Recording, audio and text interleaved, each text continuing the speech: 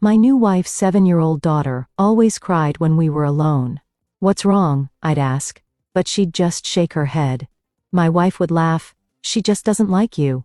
One day while she was on a business trip, she pulled something from her backpack. "Daddy, look at this." The moment I saw it, I dialed 911 with trembling hands. Chapter 1. A House Full of Secrets. When I married Tessa, I knew blending a family wouldn't be easy. She was radiant, independent, sharp as a knife, but guarded, especially when it came to her daughter Lily, 7 years old, fragile-looking, quiet. Her big brown eyes followed me like she was watching something she didn't trust. Even in the early days of our relationship, when I tried bringing her gifts or reading her stories, she'd just sit stiffly in the corner. "She's slow to warm up," Tessa would say with a breezy smile, brushing it off. "She's just used to it being the two of us." I believed her. Love makes you believe things, but once we moved in together, things changed. Lily would cry whenever Tessa left the house, not tantrums, silent, shaking tears. If I tried to comfort her, she'd pull away, eyes wide like I was a stranger or worse. "What's wrong, Lily?" I'd ask softly. She'd just shake her head every time. When I told Tessa, she rolled her eyes. "She just doesn't like you. Don't take it personally." But something about the way she said it, it wasn't frustration, it was amusement, like she liked that her daughter was afraid of me. Still, I tried. Every day, making pancakes with her favorite chocolate chips, leaving her little notes in her lunchbox, offering bedtime stories even when she never accepted. And then came the trip. Tessa had to travel for a work conference, 3 nights away. She was hesitant to leave, but I reassured her. "I'll take care of Lily," I said. "Maybe this time alone will help us bond." She kissed me goodbye, told Lily to be good.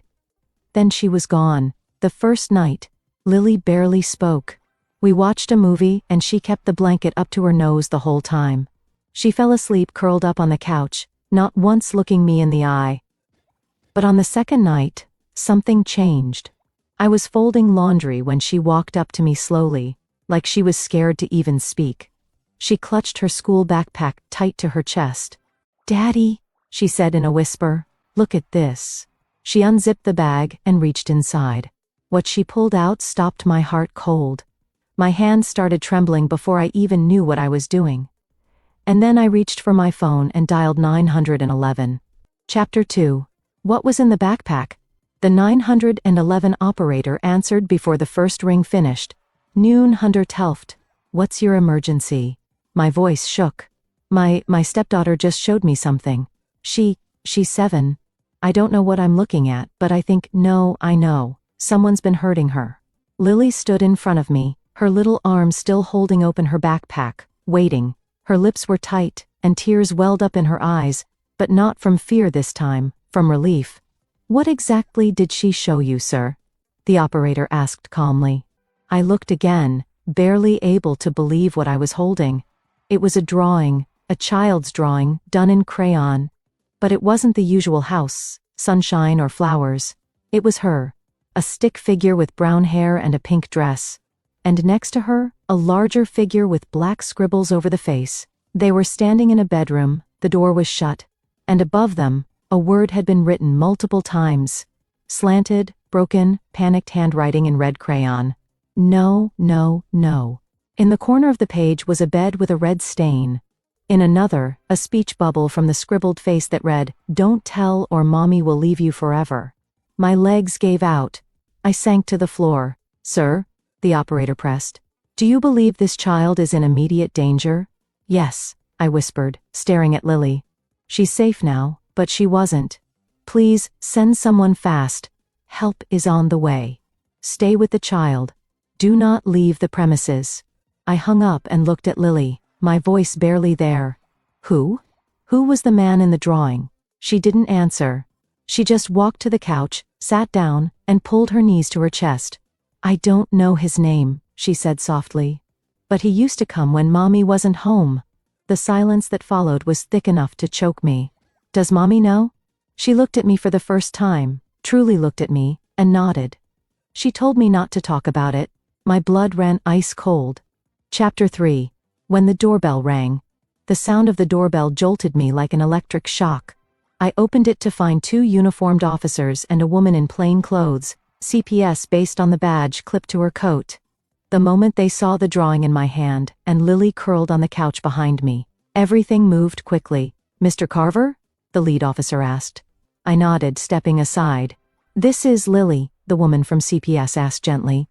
"She's my stepdaughter," I said. "Her mother, my wife, is out of town. This happened when I wasn't here." The CPS worker crouched near Lily, her voice soft. "Hi, sweetheart. My name is Miss Jenna. Can I sit with you?" Lily didn't move at first, then slowly she nodded. I handed over the drawing. The officer studied it, his jaw tightening. "Did she say who this man is?" "No name," I said. "She only said he came when her mom was gone, and that her mom told her not to talk about it." They exchanged glances. "Where's your wife right now?" the other officer asked. "New York, business trip. She left 2 nights ago." "And did you know anything about this?" I looked at him, broken, sick, ashamed that I'd ever let this house feel safe without asking more questions. "No," I whispered. "But now that I do, I'm not letting her go through this alone." The CPS worker gently took Lily's hand. "Would it be all right if we talked in another room?" Lily nodded. As they left, the officer's radio crackled. "Dispatch, another incoming call." "Sir," the officer said to me, lowering his voice. "Do you know a man named Logan Franks?" I froze. "Yeah," I said slowly. "He's my wife's coworker." "Why?" The officer pulled his phone from his pocket, tapped something, then turned the screen toward me. "Security footage. Granny?" Time stamped. It showed Logan entering our neighborhood at 2:04 a.m., just 2 weeks ago. He used the side gate. Didn't knock. Didn't call. He had a key. My knees nearly gave out. "Oh my God. Mr. Carver," the officer said grimly. "We need to talk about who exactly your wife has been letting into this house." Chapter 4. What Tessa knew. Tessa's flight landed at 6:05 p.m. She called me before even leaving the airport. Her voice upbeat, pretending nothing was wrong. "Hey babe," she chirped. "Just landed. Can't wait to get home and squeeze my baby girl.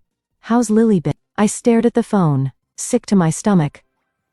I didn't answer immediately. I couldn't. Because Lily wasn't at home anymore. CPS had taken her for a medical evaluation and temporary protective custody. The officers were still here gathering more statements. I had given them access to everything. Our Wi-Fi router, the security camera cloud account, even Tessa's old iPad that Lily sometimes played games on. That's where we found the photos, hidden in a locked folder under a disguised app, photos and messages between Tessa and Logan. Some of them were disturbing. One message from Logan read, "You don't have to worry. She doesn't say a word. I told her what happens if she does." Another from Tessa, "Just be careful. I don't want John asking questions." And one final one, time-stamped just hours before she left for her business trip. "She's still crying after your last visit. You need to cool it for a few weeks. I'll be gone for 3 days. Do not go to the house while I'm away." She knew. She protected him. She enabled this monster. I pressed record on my phone and answered her call. "Tessa?" I said calmly. "Hey," she said. "Everything okay? You sound weird. I have a few questions for you." Sure. Why did Logan have a key to our house?" Silence. "What?" "I saw the footage 2:14 a.m. 2 weeks ago. Side gate, no knock, straight into the house. Why?" "John, I don't know what you're talking about." "You do, Tessa," I said, voice shaking. "I have the texts. The ones you sent him. The ones where you said, 'She doesn't say a word.' The ones where you warned him not to come while you were gone." Another silence. "Then you went through my private messages?" "No," I snapped. "The police did." She gasped. "They're here. Right now. They know everything. Lily told me what he did. She showed me a drawing. You lied to me."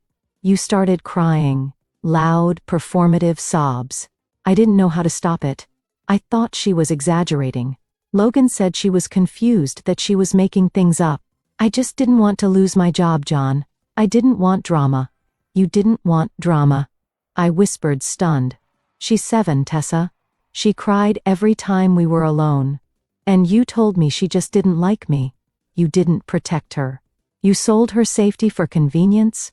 She was still crying, begging me not to tell anyone, to let her explain, to work through this as a family.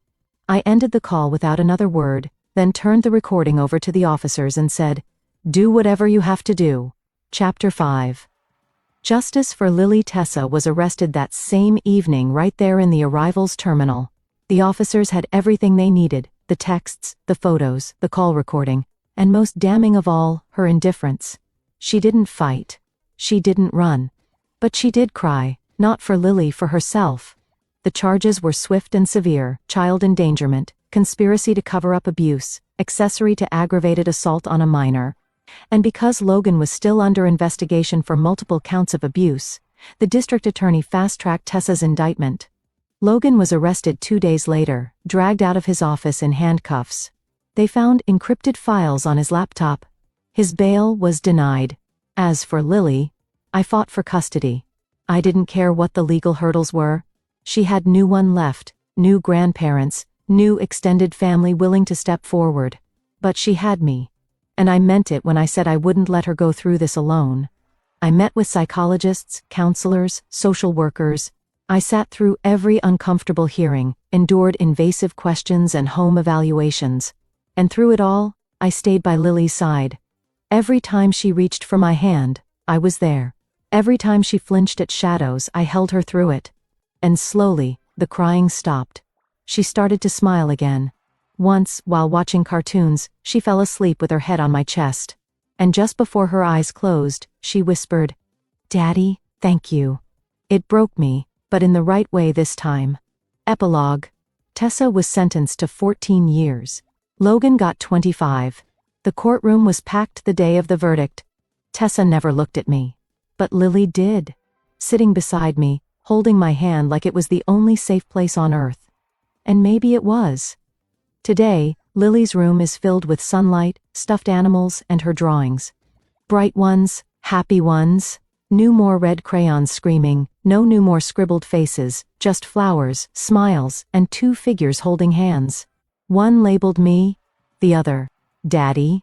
Because blood doesn't make someone a parent, protection does, sacrifice does, love does. Was this revenge perfectly justified? Tell us what you would have done in the comments below.